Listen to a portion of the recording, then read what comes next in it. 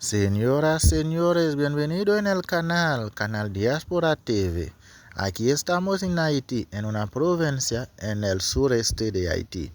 Aquí vamos a visitar la Valle de Jacmel. La Valle de Jacmel es en el sureste de Haití. Haití tiene ciudades muy bellísimas, muy interesantes, que tiene buena persona, que tiene buena comida, que tiene muchas cosas interesantes.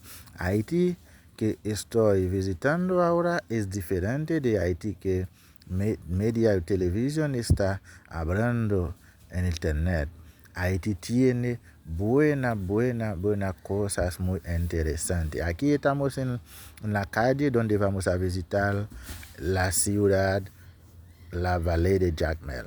Aquí tú puedes ver, hay niños, niñas que van a las escuelas, hay mucha gente en la calle. Es una provincia, no es una grande ciudad, es una provincia. Aquí estamos en una provincia en Haití. Vamos a visitar, vamos a descubrir muchas cosas muy interesantes.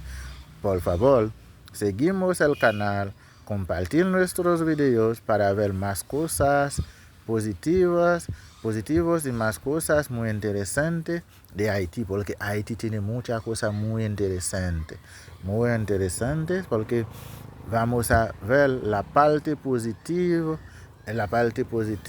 de Haití, porque Haití tiene muchas cosas malas, pero tiene muchas cosas y tiene más cosas muy interesantes, tiene más cosas buenas.